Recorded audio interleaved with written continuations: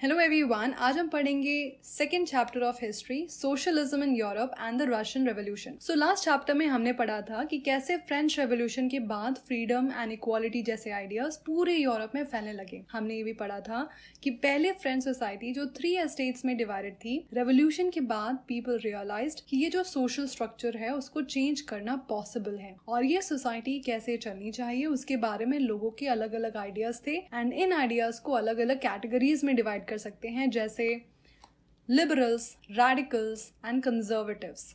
Liberals वो लोग थे जो सोसाइटी में चेंज लाना चाहते थे। दे वांटेड कि सोसाइटी में हर तरह के रिलीजन के लोग एक दूसरे के साथ अच्छे से रह सकें, बट उनको ये नहीं चाहिए था कि कोई डायनेस्टी रूल करे या उस डायनेस्टी के पास बहुत पावर हो। दे वांटेड लोगों के राइट्स को प्रोटेक्ट करे गवर्नमेंट, और ये गवर्नमेंट रिप्रेजेंटेटिव गवर्नमेंट हो, यानी जो लोगों के वोट के थ्रू बनी हो, और ये गवर्नमेंट जो भी लॉज बनाए वो लॉज एक well trained and independent judiciary define करें। But liberals were not like democrats, universal adult franchisee, यानी हर सिटीजन को वोट देने का राइट है। इसको लेके लिबरल्स और डेमोक्रेट्स के व्यूज काफी अलग थे।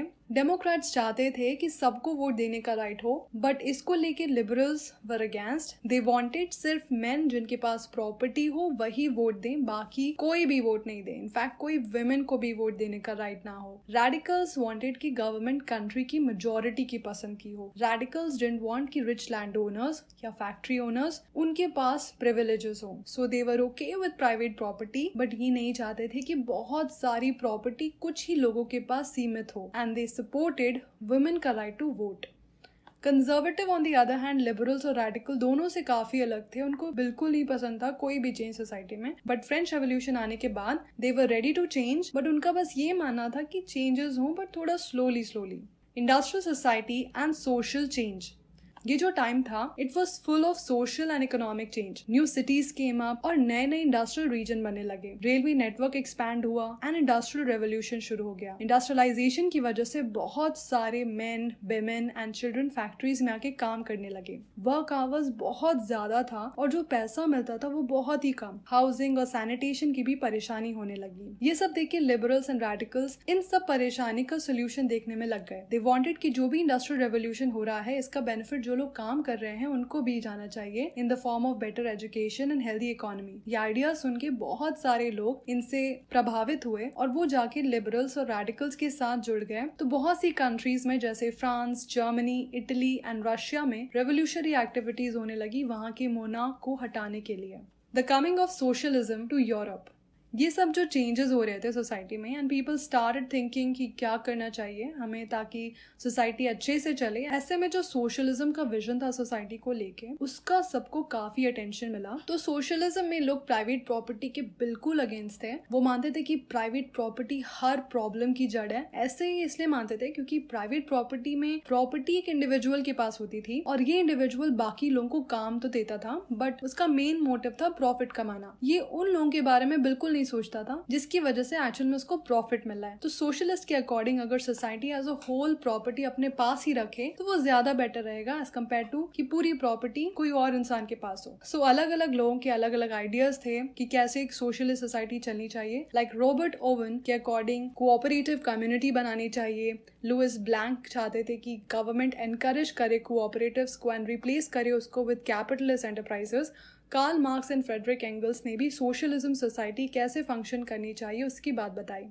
सपोर्ट फॉर सोशलिज्म, 1870s तक सोशलिज्म का आइडिया पूरे यूरोप में फैल गया। तो जो भी सोशलिस्ट थे उन्होंने एक इंटरनेशनल बॉडी बनाई, सेकेंड इंटरनेशनल, ताकि वो सब अपने जो भी एफर्ट्स और आइडियाज हैं उनको एक दूसरे के साथ शेयर करें। जो वर्कर्स थे इंग्लैंड एंड जर्मनी के, उन्होंने एसोसिएशंस बनाना शुरू कर दिया and better wages and better living conditions के लिए लड़ने लगे। अलग अलग कंट्रीज में अलग अलग पार्टीज बनने लगी सोशलिज्म की आइडियोलॉजी के बेसिस पे। लाइक जर्मनी में सोशल डेमोक्रेटिक पार्टी, ब्रिटेन में लेबर पार्टी, फ्रांस में सोशलिस्ट पार्टी। तो सोशलिज्म का आइडिया इतना पॉपुलर होते हुए भी इनमें से कोई भी जगह सोशलिस्ट की गवर्नमेंट नहीं बनी। गवर्नमेंट बनी तो कंजर्वेटिव, लिबरल्स या फिर रेडिकल्स की।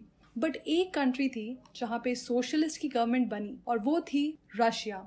रशियन रेवोल्यूशन, रशिया में सोशलिस्ट ने गवर्नमेंट को टेक ओवर किया आफ्टर अक्टूबर रेवोल्यूशन ऑफ 1917। तो ये जो टाइम था रशिया में जब मोनार्की को हटा के सोशलिस्ट ने टेक ओवर किया, this is called Russian revolution. तो ये सब जानने के लिए वी नीड टू लुक कि रशिया की सिचुएशन कैसी थी before the Russian revolution. The Russian empire in 1914 में रशिया को रूल करते थे tsar Nicholas second. Russian empire में मॉस्को के अराउंड की टेरिटरी और जो आज की कंट्रीज हैं जैसे Finland, Estonia, Latvia, Lithuania, Ukraine, Belarus and Poland के कुछ पार्ट्स आते थे, ये पैसिफिक तक फैला हुआ था। और आज के सेंट्रल एशियन कंट्रीज और जॉर्जिया, आर्मेनिया एंड अज़रबैजान ही रशियन एम्पायर का पार्ट थे। यहाँ पे मेजोरिटी का religion was Orthodox Christianity, but यहाँ और भी रिलीजन के लोग रहते थे। Economy and society.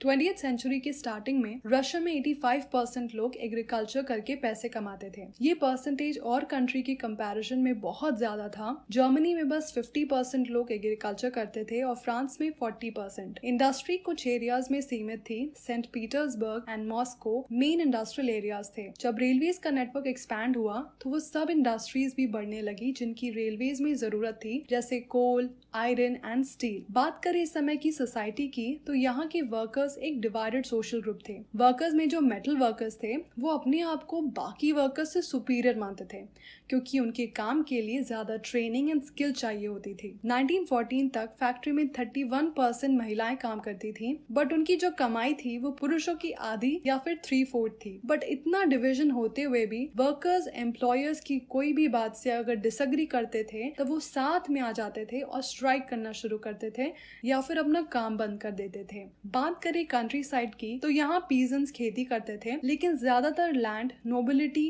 क्राउन और ऑर्थोडॉक्स चर्च के पास था। यहाँ के पीजेंट्स को नोबिलिटी की कोई रिस्पेक्ट नहीं थी क्योंकि नोबिलिटी जार के प्रति लॉयल थी। यहाँ के पीजेंट्स चाहते थे कि नोबेल्स का लैंड उनको दे दिया जाए और बहुत बार पीजेंट रेंट देने से मना कर देते थे या फिर लैंडलॉर्ड्स का मर्डर कर देते थे। Socialism in Russia. 1898 में रशिया में कुछ लोगों ने मिलके Russian social democratic workers party बनाई जो कार्ल मार्क्स के आइडिया से प्रभावित थी। पर 1914 तक रशिया में सारी पॉलिटिकल पार्टीज इलीगल थी, इसलिए इस पार्टी को एज एन इलीगल ऑर्गेनाइजेशन काम करना पड़ा। इन्होंने न्यूज़पेपर सेटअप किए, वर्कर्स को मोबिलाइज किया और स्ट्राइक्स ऑर्गेनाइज की। एक बात थी कि रशिया के पीजेंट बाकी यूरोपियन कंट्री के पीजेंट से काफी अलग थे। ऐसा इसलिए था क्योंकि रशिया में जो अरेबल लैंड था वो पूरा कम्यून के पास था और ये कम्यून खुद से फील्ड्स डिवाइड करके पीजेंट्स में बांटती थी डिपेंडिंग अपॉन किसके घर में कितने अडल्ट मेंबर्स हैं। और क्योंकि फैमिली का साइज बदलता रहता था विद टाइम, इसलिए कम्यून खुद से सेंसस लेके वापस से लैंड को एलोकेट करती रहती थी। इसलिए जो रशियन सोशलिस्ट थे उनको लगा कि वर्कर्स से बेटर है हम पीजेंट्स को रेवोल्यूशन का मेन फोर्स बनाएं, क्योंकि ये जो पूलिंग का सिस्टम है that has made them natural socialist. तो इसलिए जो सोशलिस्ट थे वो कंट्री साइड में ज्यादा एक्टिव थे और 1900 में इन्होंने सोशलिस्ट रेवोल्यूशनरी पार्टी भी बनाई जो पीजेंट की डिमांड्स के लिए स्ट्रगल करती थी। पीजेंट्स को लेके social Democrats and social revolutionaries में काफी डिसएग्रीमेंट्स थी। लेनिन जो कि सोशलिस्ट डेमोक्रेटिक पार्टी का था, उसको लगा कि पीजेंट्स एक ग्रुप नहीं है, इनमें से कुछ पुअर हैं बट कुछ रिच भी हैं, इसलिए they can not be a part of social movement. फिर later on Russian social democratic workers party split हो गई in Bolshevik party and Menshevik party. Bolsheviks believe कि जार की ऐसी रिप्रेसिव सोसाइटी में जरूरी है कि पार्टी डिसिप्लिन्ड हो और अपने मेंबर्स के नंबर और क्वालिटी को कंट्रोल करके रखे। While on the other hand, Mensheviks thought कि पार्टी सबके लिए ओपन होनी चाहिए। A turbulent time, the 1905 revolution. Russia autocracy था। बाकी यूरोपियन कंट्री में जहाँ पार्लियामेंट थी, यहाँ पे जार के पास ही पूरी अथॉरिटी थी और उसे कोई भी पार्लियामेंट को फेस नहीं करना पड़ता था, तो वो सारे डिसीजंस अपनी मर्जी से लेता था। And meanwhile Russia was fighting a war with Japan क्योंकि उन दोनों को कोरिया और मंचूरिया चाहिए था। एंड इस वॉर में रशिया बार बार हारा था, but tsar Nicholas second was convinced कि Russia would win and he decided that Russia will continue to fight. But इस वॉर में जापान डिसाइसिवली वन एंड इस सब वॉर की वजह से रशिया में इंटरनल डिस्कॉन्टेंट बढ़ने लगा and that led to violence in Saint Petersburg, जिसको कि ब्लडी संडे मैसेकर बोलते हैं। सो 1904 का समय रशिया के वर्कर्स के लिए बहुत खराब था। चीजों का दाम इतना बढ़ रहा था कि उनकी रियल इनकम बहुत कम हो गई। ये सब देख के वर्कर्स ने लार्ज नंबर्स में वर्कर्स एसोसिएशन की मेंबरशिप लेना शुरू कर दिया। मीनवाइल जो रेवोल्यूशनरी लीडर्स थे लाइक लेनिन, उन सबको एग्जाइल कर दिया गया। देन ऑन 22 जनवरी 1905 में जब वर्कर्स का group which was led by father upon वो विंटर पैलेस के पास आए अपनी मांग बताने के लिए, तब इंपीरियल फोर्सेस ने उन पे ओपन फायर कर दिया, जिसकी वजह से लगभग 100 वर्कर्स मर गए और 300 घायल हो गए। इस इंसिडेंट को ब्लडी संडे बोलते हैं।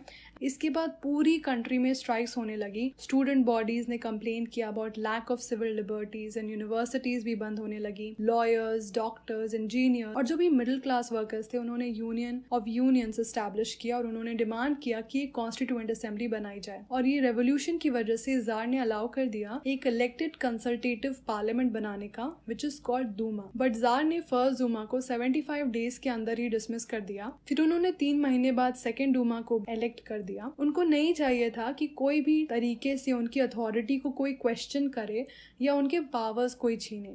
उन्होंने वोटिंग लॉज में भी चेंजेस लाए, जिसकी वजह से third Duma was packed with conservative politicians, liberals और रेवोल्यूशनरीज को डूमा से बाहर ही रखा। The First World War and the Russian empire. 1914 में यूरोप में 2 ग्रुप्स में लड़ाई शुरू हो गई। एक तरफ जर्मनी, ऑस्ट्रिया एंड टर्की थे, जिनको सेंट्रल पावर्स कहते हैं, और दूसरी तरफ फ्रांस, ब्रिटेन और रशिया थे। और क्योंकि इन कंट्रीज की पूरे वर्ल्ड में कॉलोनीज थी, इसलिए ये वॉर सिर्फ यूरोप तक ही सीमित नहीं थी, बल्कि यूरोप के बाहर भी हुई। इसलिए इस वॉर को वर्ल्ड वॉर कहते हैं। स्टार्टिंग में रशिया में वॉर बहुत पॉपुलर थी, सब लोगों ने मिलकर जार को सपोर्ट किया। बट जैसे जैसे वॉर चलती रही, जार ने दूमा में जो मेन पार्टीज थी उनसे कंसल्ट करना बंद कर दिया। इसकी वजह से जार के लिए सपोर्ट भी कम होने लगा। एंटी जर्मन सेंटिमेंट्स इतने ज्यादा होने लगे कि सेंट पीटर्सबर्ग, जो कि एक जर्मन नाम है, उसका नाम बदल करके पेट्रोग्राड कर दिया गया। और जो जरीना थी, यानी कि जो रानी थी अलेक्जेंड्रिया, वो जर्मन एंसेस्ट्री की थी। और जो राजा के एडवाइजर्स थे, स्पेशली मॉन्क कॉल्ड रास्पुतिन, इन सब ने मिलकर ऑटोक्रेसी को इतना पॉपुलर बना दिया कि लोग उनसे बिल्कुल थक गए थे। मीनवाइल जो वर्ल्ड वॉर हो रही थी वो ईस्टर्न फ्रंट पे अलग और वेस्टर्न फ्रंट में अलग तरह की हो रही थी। वेस्ट की तरफ आर्मी ट्रेंचेस से लड़ती थी, जबकि ईस्ट में आर्मी को बहुत चलना पड़ता था और उनकी कैजुअलिटीज भी बहुत ज्यादा होती थी। और इतने लोगों के मरने और हारने की वजह से आर्मी डीमोरलाइज भी हो रही थी। 1914 से 1916 तक रशियन आर्मी बुरी तरह हारी जर्मन और ऑस्ट्रियन आर्मी से। 1917 तक आते आते 7 मिलियन से ज्यादा लोग मर चुके थे। जब रशियन आर्मी कोई जगह से रिट्रीट करती थी तो वहां की सारी क्रॉप्स जला देती थी, ताकि जो एनिमीज उनके पीछे आ रहे हैं उनको वो क्रॉप्स ना मिले और वो आगे आने का ट्राई ही ना करें। बट इतनी क्रॉप्स जलाने की वजह से ऑलमोस्ट 3 मिलियन लोग रेफ्यूजी की तरह रहने लगे। इस वॉर का बहुत बुरा प्रभाव इंडस्ट्रीज पर भी पड़ा। रशिया के पास खुद की इंडस्ट्रीज तो बहुत कम थी और जो सप्लाईज चाहिए थी इंडस्ट्रियल गुड्स की, वो भी नहीं आ पा रही थी, क्योंकि बाल्टिक सी को जर्मनी ने कंट्रोल करके रखा था। रेलवे लाइंस टूटने लगी। जो भी काम कर सकते थे उनको वॉर में फाइट करने के लिए बुला लिया गया, जिसकी वजह से फैक्ट्री में काम करने वाले लोग ही नहीं बचे और इसलिए स्मॉल इंडस्ट्रीज तो बिल्कुल ही बंद हो गई। जो ग्रेन्स होते थे उसका लार्ज पार्ट आर्मी के लिए चला जाता था। सिविलियंस के लिए सारी चीजों की कमी हो गई और वो खाने के लिए लड़ने लगे। The February revolution in Petrograd. Russia की कैपिटल पेट्रोग्राड में नेवा नदी बहती थी। नदी के राइट बैंक पे वर्कर्स के क्वार्टर और फैक्ट्रीज लोकेटेड थी और लेफ्ट बैंक पे फैशनेबल एरियाज थे, जैसे Winter Palace, official buildings including building where Duma met. 1917 में फरवरी टाइम पे बहुत ठंड हुई पेट्रोग्राड में। वर्कर्स क्वार्टर में खाने की कमी होने लगी। ऐसे में 22 फरवरी में राइट बैंक में लॉकआउट हुआ, यानी कि एम्प्लॉयर ने अपनी फैक्ट्री के लोगों को निकाल दिया। इसके अगले दिन 50 फैक्ट्री के वर्कर्स ने स्ट्राइक किया उनके सपोर्ट में। जो भी वर्कर्स डेमोन्स्ट्रेट कर रहे थे वो राइट बैंक से लेफ्ट बैंक चले गए और कैपिटल के सेंटर नेव्स्की प्रोस्पेक्ट में जाके प्रदर्शन करने लगे। जैसे जैसे लेफ्ट बैंक की फेमस बिल्डिंग वर्कर्स घेरने लगे कि देखिए गवर्नमेंट ने कर्फ्यू इम्पोज कर दिया। कर्फ्यू की वजह से डेमोन्स्ट्रेटर्स चले तो गए, बट 24th 25th को वापस आ गए। फिर गवर्नमेंट ने उन पे नजर रखने के लिए कैवेलरी और पुलिस बुलाई। फिर 25 फरवरी को गवर्नमेंट ने दूमा ही सस्पेंड कर दी। फिर 26 को डेमोन्स्ट्रेटर्स वापस से आ गए लेफ्ट बैंक पे और उन्होंने पुलिस हेडक्वार्टर्स में तोड़फोड़ मचा दी। बहुत सारे लोग स्ट्रीट्स में आ गए और बेटर वेजेस और बेटर आवर्स और डेमोक्रेसी की डिमांड करने लगे। गवर्नमेंट ने ये सब देख के वापस से कैवेलरी को बुलाया, बट कैवेलरी ने डेमोन्स्ट्रेटर्स पे फायर करने से बिल्कुल मना कर दिया। फिर सोल्जर्स और स्ट्राइकिंग वर्कर्स एक दूसरे के साथ मिल गए और सोवियत या काउंसिल बना ली। This was the Petrograd Soviet. इनके मिलने के अगले ही दिन एक डेलीगेशन जार से मिलने गई। जो मिलिट्री कमांडर्स थे उन्होंने जार को एडवाइस किया कि वो हट जाए अपनी पोजीशन से, एंड जार ने उनका कहना माना एंड 2 मार्च को उन्होंने एब्डिकेट कर दिया। फिर सोवियत और दूमा लीडर्स मिले और इन्होंने प्रोविजनल गवर्नमेंट बनाई to run the country. After February provisional government जो बनी थी इसमें आर्मी ऑफिशियल्स, लैंड ओनर्स और इंडस्ट्रियलिस्ट बहुत इन्फ्लुएंशियल थे, बट जो इसमें लिबरल्स और सोशलिस्ट थे उन्होंने कुछ अच्छे स्टेप्स लिए, लाइक पब्लिक मीटिंग्स पे जो रिस्ट्रिक्शंस लगे थे उसको हटाया, सोवियट्स जैसे पेट्रोग्रेड सोवियत उसको हर जगह सेटअप किया। इसी बीच बोल्शेविक्स के लीडर लेनिन वापस से रशिया में आए। उसने और बोल्शेविक्स ने 1914 से ही वॉर नहीं लड़ने के लिए बोला था। नाउ ही वांटेड कि सोवियट्स पूरा पावर अपने हाथ में ले लें। Lenin came up with 3 demands which were Lenin's 3 theses. Number 1 was कि वॉर खत्म कर दी जाए, नंबर 2 कि लैंड पीजेंट्स को ट्रांसफर कर दिया जाए, नंबर 3 was बैंक्स को नेशनलाइज कर दिया जाए। उसने ये भी बोला कि अब बोल्शेविक पार्टी को अपना नाम बदल करके कम्युनिस्ट पार्टी रख देना चाहिए। धीरे धीरे वर्कर्स मूवमेंट फैलने लगा, इंडस्ट्रियल एरियाज में फैक्ट्री कमिटीज बनने लगी, ट्रेड यूनियंस बढ़ने लगे, आर्मी में सोल्जर्स कमिटी बनने लगी। ये सब देखिए प्रोविजनल गवर्नमेंट को लगा कि उनका पावर कम हो रहा है और बोल्शेविक्स का पावर बढ़ता जा रहा है, तो उनको कुछ करना चाहिए। इसके लिए उन्होंने बहुत कठोर स्टेप्स लिए, जैसे लीडर्स को अरेस्ट करना शुरू कर दिया, बोल्शेविक्स को जो भी प्रदर्शन कर रहे हैं उन सबको बंद करना शुरू किया। मीनवाइल कंट्री साइड में peasants and socialist revolutionary leaders ने प्रेशराइज किया for redistribution of land, the revolution of October 1917। जैसे जैसे प्रोविजनल गवर्नमेंट और बोल्शेविक्स में लड़ाई बढ़ने लगी, लेनिन को लगा कि प्रोविजनल गवर्नमेंट डिक्टेटरशिप सेटअप कर देगी। उसने डिस्कशंस करना शुरू किया to start an uprising against the government. Bolsheviks के जो भी सपोर्टर्स थे आर्मी, सोवियट्स और फैक्ट्रीज में, वो सब साथ आए। ऑन 16 अक्टूबर 1917 उसने पेट्रोग्राड सोवियत और बोल्शेविक्स को परसुएट किया for a socialist seizure of power, जिसके लिए एक मिलिट्री रेवोल्यूशनरी कमिटी बनाई सोवियट्स ने, which was under Leon Trotsky. So finally 24 अक्टूबर 1917 में अपराइजिंग शुरू हुई। प्राइम मिनिस्टर केरेंस्की को लगा कुछ गड़बड़ है, तो आर्मी बुलाने चला गया। जो मिलिट्री मैन गवर्नमेंट के लॉयल थे उन्होंने बोल्शेविक की न्यूज़पेपर की 2 बिल्डिंग सीज कर ली और टेलीफोन और टेलीग्राफ ऑफिस और विंटर पैलेस को प्रोटेक्ट करने लगे। In a swift response military revolutionary committee ने अपने सपोर्टर्स को ऑर्डर किया कि गवर्नमेंट बिल्डिंग को सीज करो और मिनिस्टर्स को अरेस्ट करो। रात तक सारी सिटी कमेटी के कंट्रोल में थी और मिनिस्टर्स ने भी सरेंडर कर दिया था। फिर all Russia Congress of Soviets की मीटिंग में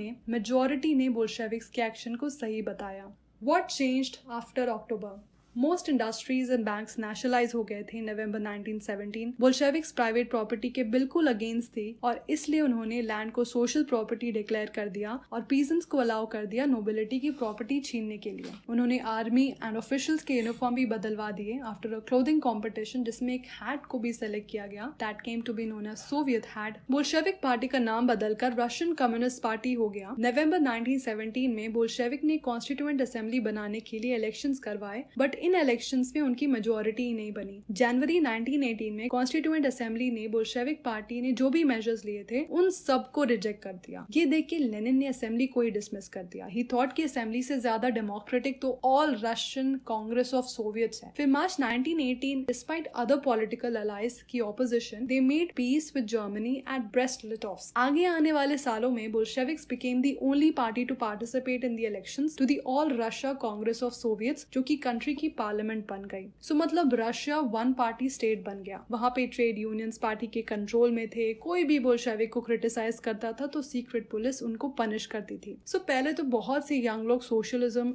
और चेंज के नाम पे पार्टी के साथ खड़े थे, बट जब पार्टी के हाथ में पावर आया और उन्होंने जो सेंसरशिप लगाई और लोगों को पनिश करना शुरू किया, इस वजह से बहुत लोग डिसअपॉइंट हो गए। The civil war.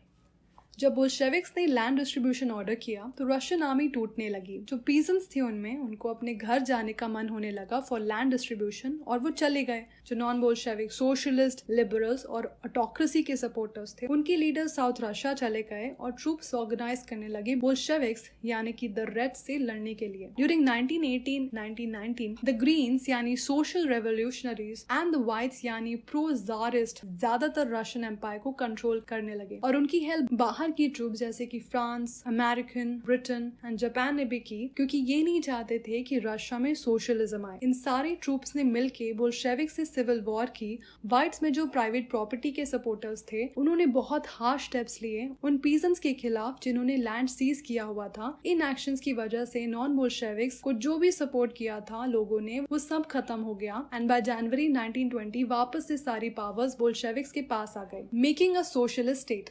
Civil war के टाइम बोल्शेविक्स ने सारी बैंक्स को नेशनलाइज कर दिया था और जो लैंड सोशलाइज कर दिया गया था वहाँ पीजेंट्स को कल्टीवेट करने दिया गया। सेंट्रलाइज प्लानिंग का कॉन्सेप्ट इंट्रोड्यूस किया गया। ऑफिशियल्स ने डिसाइड किया कि इकोनॉमी कैसे चलनी चाहिए और इसी हिसाब से अगले 5 साल के लिए टारगेट सेट कर दिए गए और उसके बेसिस पे इन्होंने 5 ईयर प्लान बनाए। पहले 2 5 ईयर प्लान के लिए गवर्नमेंट ने सारी चीजों की प्राइस फिक्स कर दी ताकि इंडस्ट्रियल ग्रोथ अच्छे से हो और ऐसा हुआ भी। इंडस्ट्रियल प्रोडक्शन काफी बढ़ा और कई नई सिटीज भी आ गई। बहुत से अच्छे स्टेप्स लिए गए, like extended schooling system develop किया गया, क्रेचेस बनाए गए विमेन वर्कर्स के बच्चों के लिए, चीप हेल्थ केयर प्रोवाइड किया गया।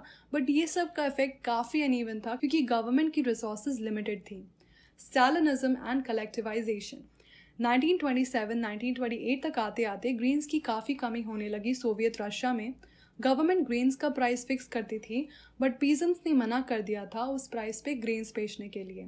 स्टालिन, जो कि लेनिन की डेथ के बाद पार्टी को हेड कर रहा था, उसने बहुत फर्म इमरजेंसी मेजर्स लिए। उसको लगा कि जो रिच पीजेंट्स या ट्रेडर्स हैं कंट्री साइड में, उन्होंने ग्रेन्स को अपने पास रखा हुआ है क्योंकि उनको चाहिए था कि जब प्राइस बढ़े तो वो ग्रेन्स बेचे और उनको ज्यादा प्रॉफिट हो। तो स्टालिन ने इन सारी चीजों को खत्म करने के लिए ग्रेन्स को ही कॉन्फिस्केट कर लिया। 1928 में पार्टी मेंबर्स ने सारे ग्रेन्स प्रोड्यूसिंग एरिया में जाके ग्रेन्स कलेक्ट करना शुरू किया और कुलक्स की रेड शुरू की। Kulaks were well to do farmers but shortages उसके बाद भी थी, इसलिए पार्टी ने डिसीजन लिया टू कलेक्टिवाइज फार्म्स क्योंकि 1917 के बाद लैंड पीजेंट को दे दिए गए थे, जिसकी वजह से फार्मिंग के लिए लैंड बहुत छोटे हो गए थे और मॉडर्न फार्म्स डेवलप करने के लिए, उसमें मशीनरी यूज करने के लिए फार्म का साइज बड़ा होना चाहिए था। तो फिर इसलिए उन्होंने कुलक्स को एलिमिनेट करना शुरू किया और पीजेंट से लैंड लिया और एक state controlled large farm establish किया और ये शुरुआत हुई स्टालिन के कलेक्टिवाइजेशन प्रोग्राम की। 1929 से सारे पीजेंट्स को फोर्स किया पार्टी ने कलेक्टिव फार्म्स में काम करने के लिए